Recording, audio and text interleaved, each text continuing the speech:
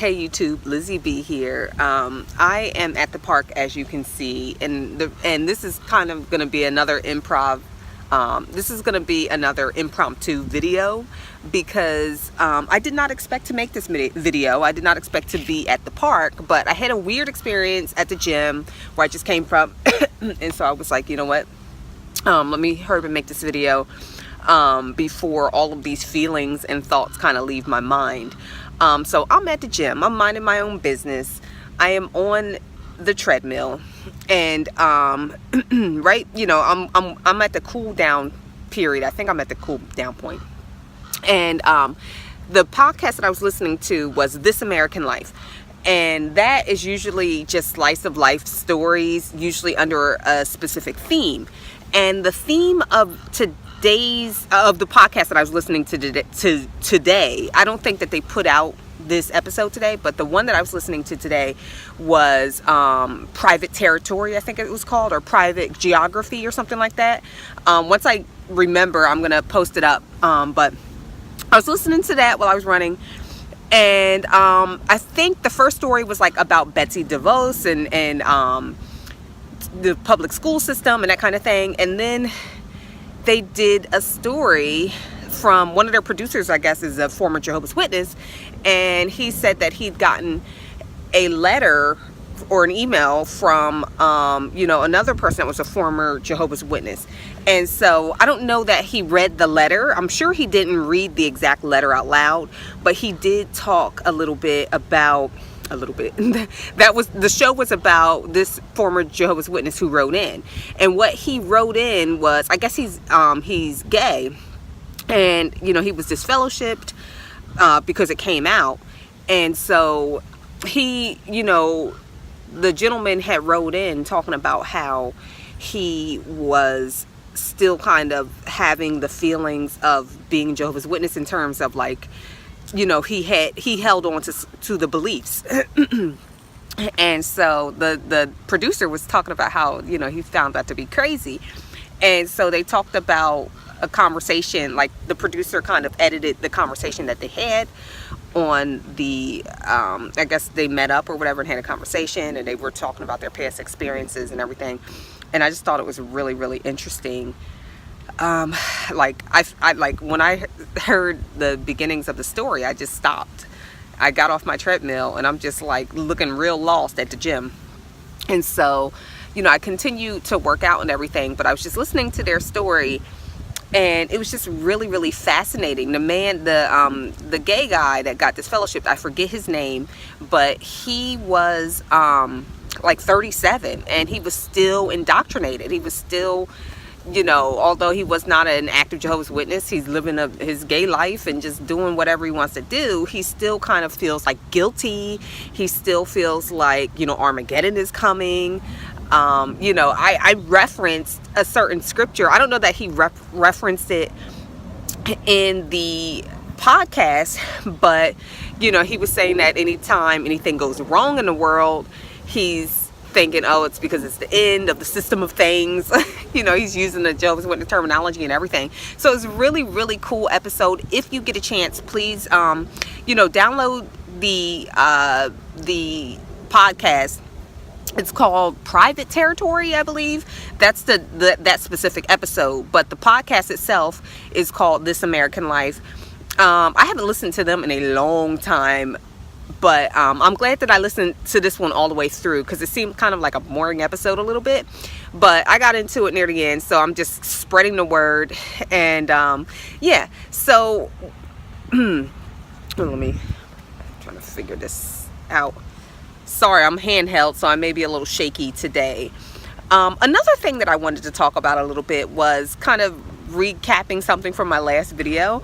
I was thinking today about,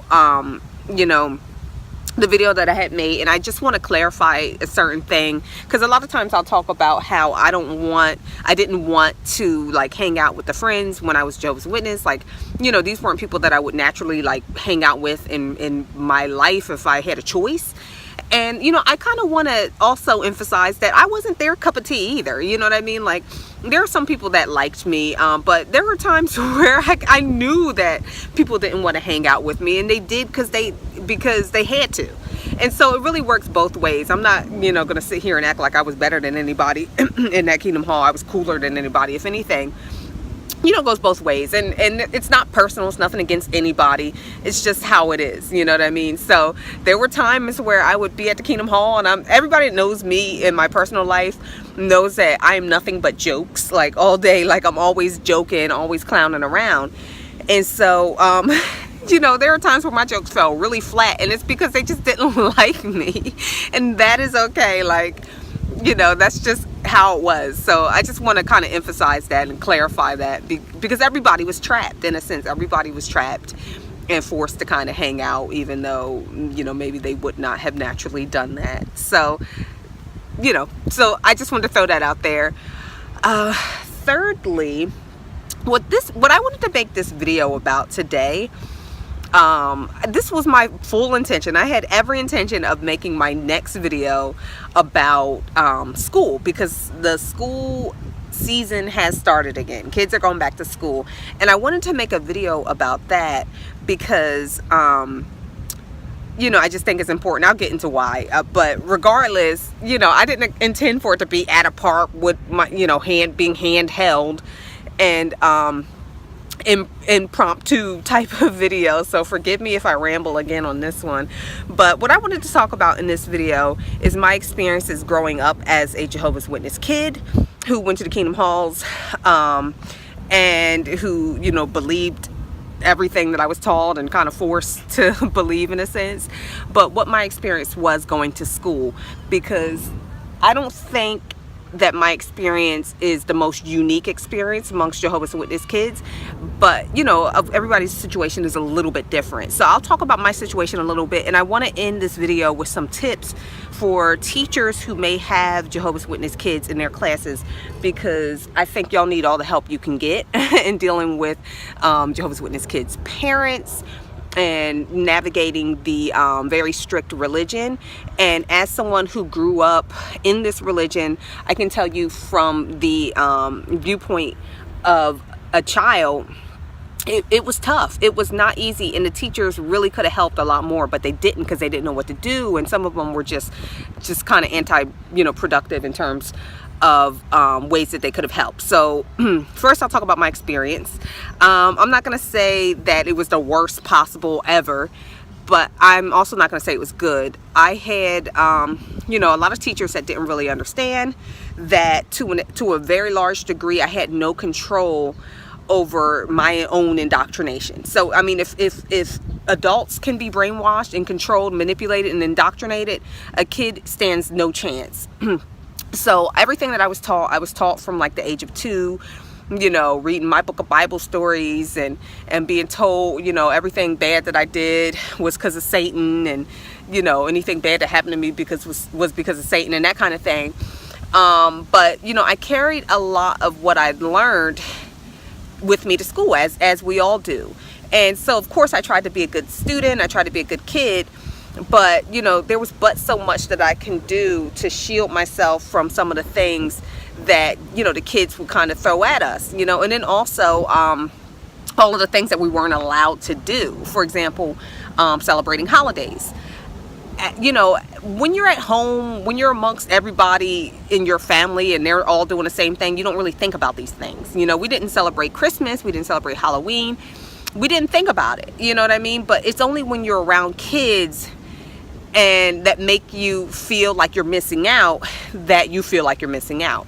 And so, you know, our first day of school, my mom would always have to send us in to our new teacher with a pamphlet that said, these are all the rules we can't do. This is why. These are the scriptures that back it up, blah, blah, blah.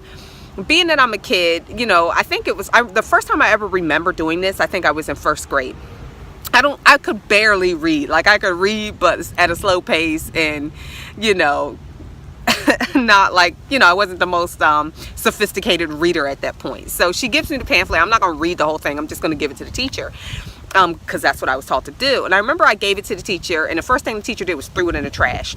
I don't recall seeing her throwing it in the trash right before my very eyes, because I don't think she was near a trash can. But if she was, I'm sure she would have thrown it in there right away. But it didn't take long. Maybe 5 minutes later, I saw it in the trash.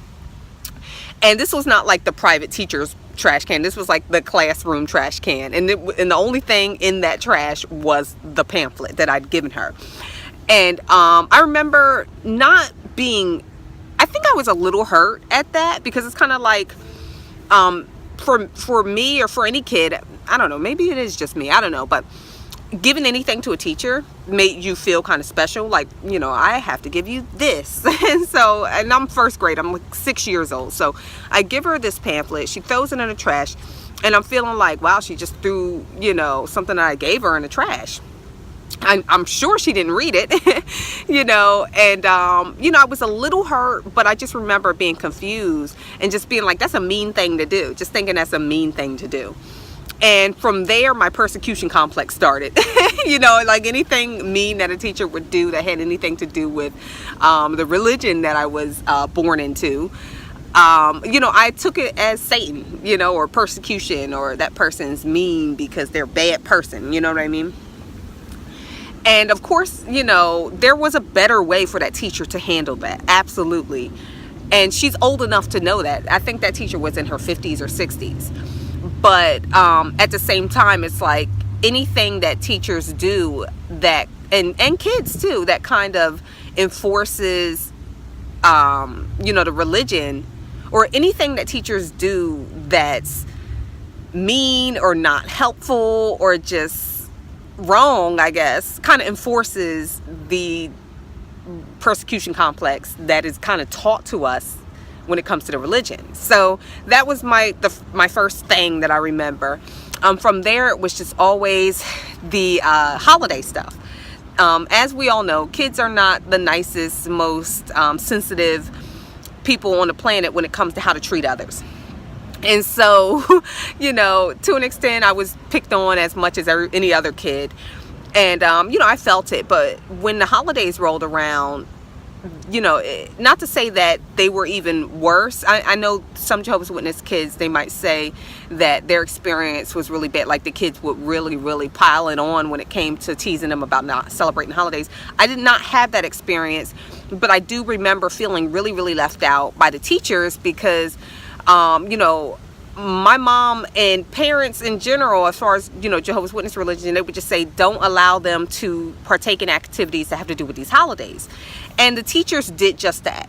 If there was a party going on, we were sent to, you know, where in my school, we were sent to another room. It was kind of like being in detention. You know, I had to put my head down. I had to be quiet. I wasn't allowed to speak. I wasn't allowed to play with anything. They didn't give me a paper or pen or nothing to draw with, and there was nothing. So it's like I was sent to another room. I had to put my head down. And that felt like punishment. I felt like I was being punished for my religion. And mind you, this is a religion that I did not choose, that I have no choice. As a 7-year-old, as an 8-year-old, 9-year-old, you have no choice. And so, you know, essentially I was being punished. And I think that I don't know whether these teachers were tired and they just didn't feel like dealing with, you know, a kid that can't be in the classroom, or whether they were trying to make me feel bad, or they were trying to make me give up, you know, my religion. And again, even these theories that I'm having, like maybe they're trying to make me stop being a Jehovah's Witness. These are things that they teach us, that they taught us. Maybe I'm thinking along those lines still, that they're like trying to persecute me into becoming worldly. You know what I mean? Either way, it's easy to make those connections when these teachers are making such stupid choices in how to treat a kid that's clearly not in control of the religion that their parents chose for them. So essentially, you know, it was the holiday season, which seems to just be all school. There's Halloween, and there's Christmas, and there's Easter, you know, it's just on and on. So every time they're in music class, they're singing songs, I'm in a room having detention. And if there's a Christmas party, I'm in a room having detention. If there's a Halloween party, I'm in a room having detention. If there's Valentine's Day, I'm in a room having detention. And so it felt after a while like I was on this weird cusp of being a good kid. I got straight A's. But I was also a bad kid because I was always in detention or what felt like detention. Sometimes it was actual detention too. And on top of this, as a Jehovah's Witness kid, I kind of came to school with my arms tied behind my back in a sense.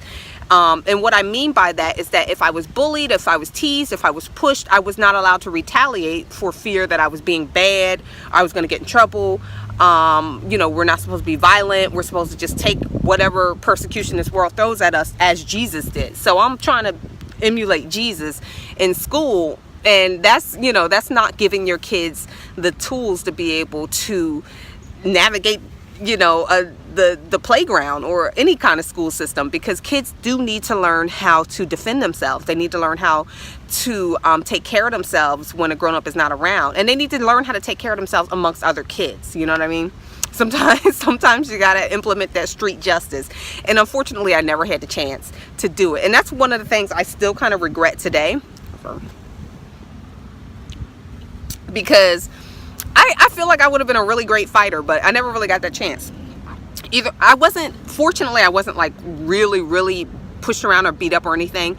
I know my sister had an incident where she was attacked in the middle of class by one of her classmates. My sister is really pretty, and people would, you know, that's when you're in middle school or whatever, then kids start to act crazy. But hormones go out of control. I had situations where people tried to pick fights with me, but it never really got anywhere because I would just, you know, I would ignore them, and for some reason, to an extent, it would work. But for the most part, like I was brutally teased, and because I had glasses and I loved school. I loved reading. I loved school regardless of everything that happened. I liked to read. I think that was it mainly. I like to read a lot, and so that made me not cool. And then being a part of this religion, I'm praying before I eat while all the other kids are like, no. So I was just teased relentlessly. And for the most part, the teachers really didn't do much about that. But I think that's just a problem in general with the school system. A lot of teachers are just so tired and overtaxed that they don't really, you know, fight too much against bullying. And so I was bullied relentlessly. And then on top of that, you know, being that we were super duper poor, that didn't help the situation. So it was like hands tied behind my back in terms of being able to defend myself. And then on top of that, Jehovah's Witness kids were kind of expected to preach, to go to school and preach to their teachers and to their classmates. Thank God I never did that. I hope no kids are really out there doing that, because that's also kind of like that's like drawing a target, you know, on your body. Just like, yeah, please, if you haven't thought about bullying me before, please bully me now, you know. And so, you know, there were other kids in school that went to church as well. They were Christians as well. But for the most part, these kids was allowed to fight. They were allowed to just do things that normal kids do. If anything, I think that that's important. You need to teach your kids how to get along with people that don't belong to their groups. That's so important. Being able to be a normal human being and learning how to socialize with others. And I think that's something that Jehovah's Witnesses, kids especially, are not really given the tools to be able to do that.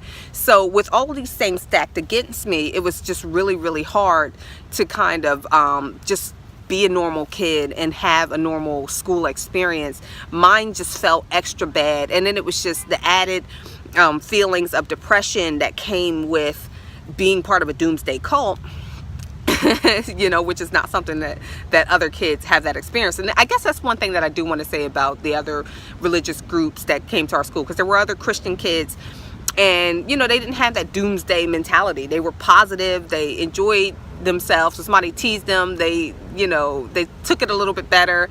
They didn't feel like they were being persecuted as some big master plan by Satan or anything like that. They were able to kind of be a little more grounded than I was. And so that was my experience. Things got a little bit better for me in high school, believe it or not. My junior year, I think I had got contacts that year, and I started to just do my own thing a little bit more, and we weren't going to the Kingdom Hall anymore. And so things got a little bit better for me, and you know, so on and so forth. Went off, graduated, went to college, blah blah blah. But I still always kind of had this anger, I guess, at, you know, how kids would treat someone that's different, or how teachers were in general when somebody is a Jehovah's Witness. Because once I got older, I started to realize that a lot of the teachers took their personal feelings about religion, they took it with them and they took it out on the kids. And so the tips that I would like to give to teachers now that the new school year has started is this.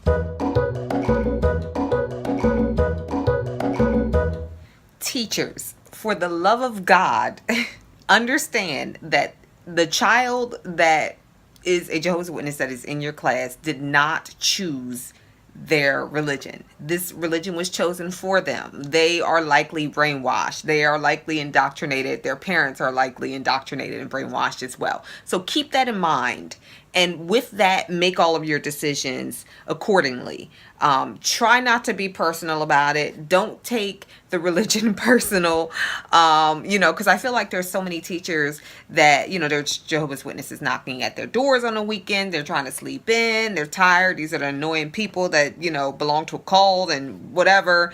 And so when they go to work, they're tired already, and then they have this kid in their classroom that's also Jehovah's Witness, and they're like, oh, great, now you've come to my job so that you can annoy me here as well. Get those thoughts out of your mind. This is a child just like any other child, and try to be like that. And I feel like this advice is really just common sense advice, because there's a lot of bad teachers. I'm gonna just put it like that. And I feel like there's a lot of tired teachers because you guys aren't paid like you should be. Teachers should be paid so much, like hundreds of thousands of times more than they are, and I'm aware of that. But at the same time, I feel like, the quality of work should not go down. And one of the things that I experienced was so many exhausted teachers that a lot of their ethics just went straight out of the window. So I just want to remind you, teachers, that think about the fact that this is a child and this religion is not something that they've chosen. So keep that in mind first and foremost. If there are activities that your Jehovah's Witness student cannot partake in, try to be creative. I had some really awful teachers that, like I mentioned before in a video, that would send me out of the classroom and, or send me to detention, and that kind of thing. But the few teachers that I did have that were extremely creative, I remember those teachers, and I would say that a lot of teachers can take a page out of their book, and that just, get creative. And what I mean by that is, if there are holiday music that you're listening to, try and keep it seasonal. There was this one teacher that would play Let It Snow all the time, the Boys and Men version, which is awesome, and just different things that weren't exactly equated with Christmas, but it was like Christmassy music.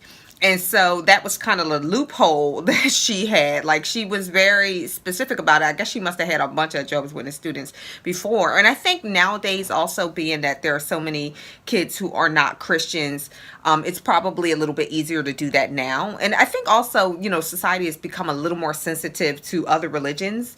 And so with that in mind, just try to do that. You know what I mean? If everybody's coloring sleds as opposed to Santa Claus, it might be easier, to continue to include your Jehovah's Witness student in the classroom, that kind of thing. Just be creative. That's it. I mean, I don't know what else to say, to be honest. Just be creative. Second tip, try to be aware of yourself in terms of how you treat the student. I'm not saying to give the Jehovah's Witness student any extra attention. What I am saying is that, I'll just go from my experience. Personally, I had a lot of teachers where it's hard enough as a Jehovah's Witness kid to have to constantly say, I'm not allowed to do this, I'm not allowed to do that. Just be sensitive and be aware that this is not an easy thing to constantly have to do. And so while it may be annoying to you, it's humiliating, and it's also ostracizing, I guess, to the Jehovah's Witness kid to have to do that. And, with the teachers that I had, a lot of them were very anti-Jehovah's Witness. And, I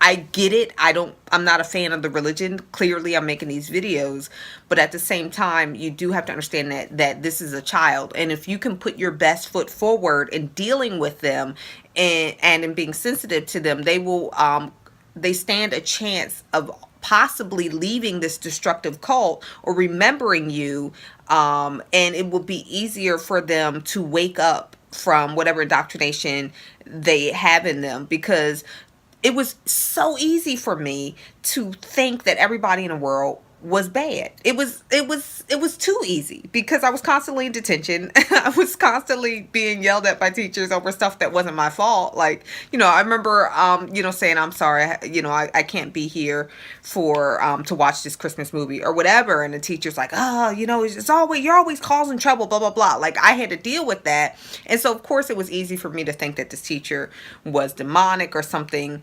or that Satan was using them, or that kind of thing. So if you want if you truly care for people who have been indoctrinated, or if you truly want freedom for people who are stuck in these kind of cults, the best thing that you can do for them is be an ally, in a sense that they may see you as a positive influence, or as someone who is not a Jehovah's Witness, but they're a nice person, and that might help. You know what I mean? There are teachers that were like that, like I said, for me, that were very creative, and that did certain things that helped me to realize that not everybody out in the world is bad. So it's better to do that. You don't have to kiss anybody's butt. You don't have to give anybody special treatment. But at the end of the day, try to check your attitude. If you find that, it's so annoying for you to have this Jehovah's Witness student in your class, try to make sure that they don't see that,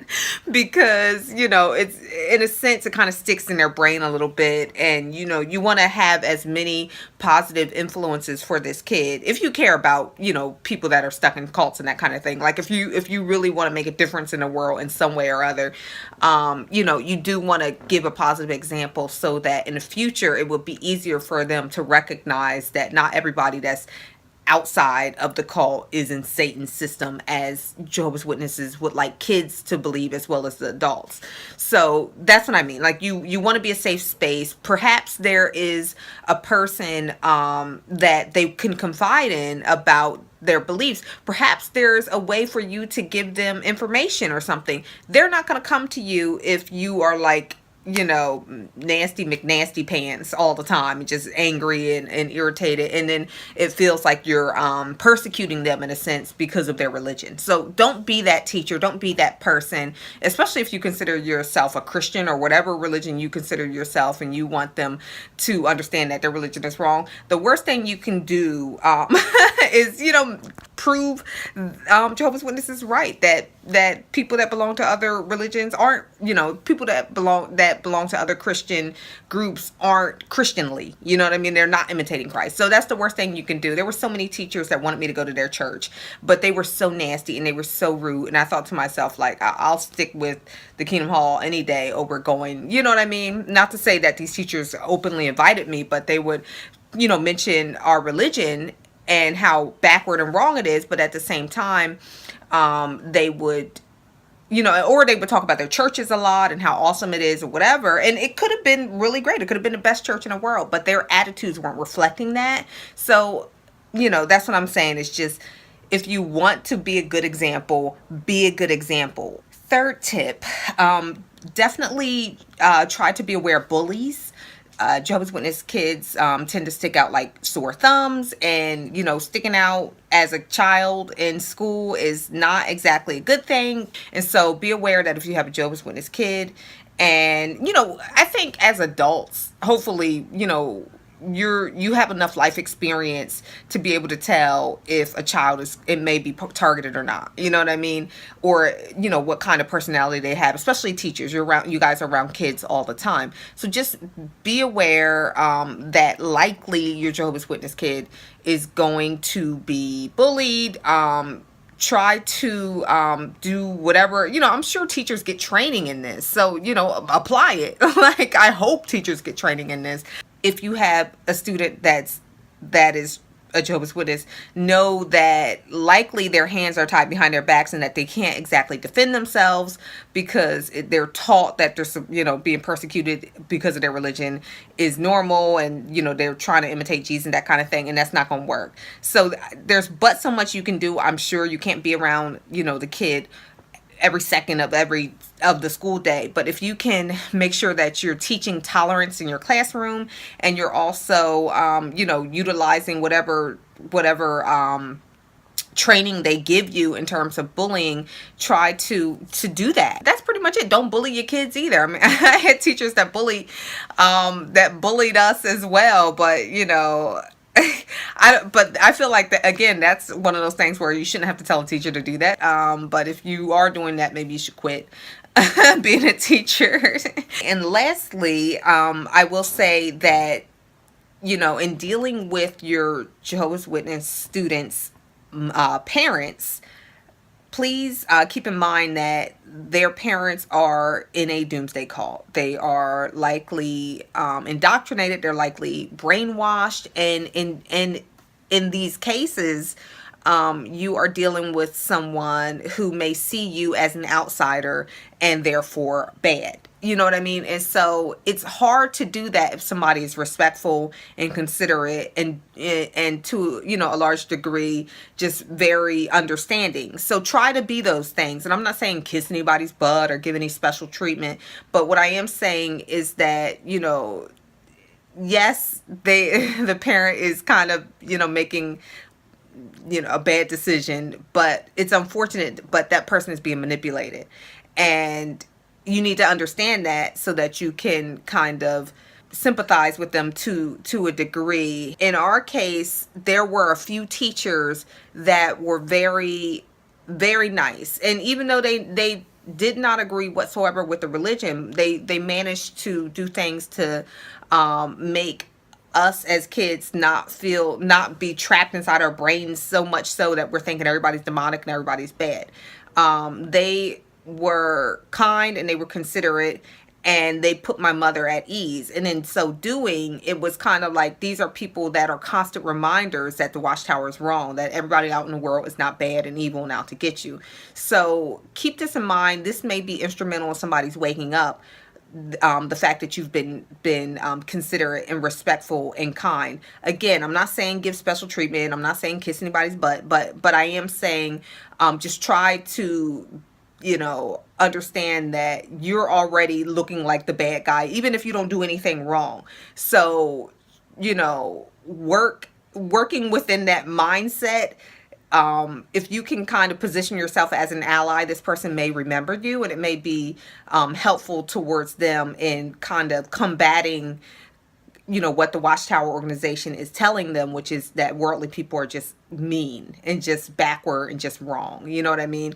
And I have to say, I do, that really was something that kind of helped me, because there were times where I would be at the Kingdom Hall and they would reference, they reference a lot of bad people and bad things constantly. Anybody out in the world, oh, if you had a doctor who's rude, there's no love in the world anymore. If you had a, person that worked at the cash register and they're rude, and, that's just how the world is, they will reference anything. And it's easier for people to remember bad experiences than it is for them to remember good. I used to work in news. This is a fact. People will remember the bad stuff before they remember the good stuff. That's why a lot of the news that we see is constantly bad, because they get better ratings that way. So that's how the mind works. Like that is a fact, that people remember the bad before they remember the good. So if you try to give them more good experiences, and that's what I mean, be a beacon of light, as opposed to just heaping on the negativity in terms of positioning yourself as someone that may oppose the parent at every move. I'm not saying if you have a student that's being abused not to report it or anything like that. For sure, always keep the child's best interest in mind, but at the same time, just understand that, everything doesn't have to be a battle. Everything doesn't have to be a war. So, I hope that made sense. I know for us, like I said, I had a few good teachers and they found the loopholes and they were able to kind of do what my mom said, but at the same time, do it in a way that made my mom feel comfortable and also that made us feel comfortable as kids. And so these teachers were people that we felt like, me personally, I felt like I could trust and I can go to and I could talk to. And I still have those relationships with these teachers to this day. So, you know, again, that's a person that's outside of the organization that I was able to trust in, so that when when the organization completely turned on us as it did, you know, we still had people on the outside, you know what I mean? So be that person on the outside if you can for these, you know, people that are in a cult. Like, be an option, because you never ever know what this child's parent may be going through, what this child may be going through.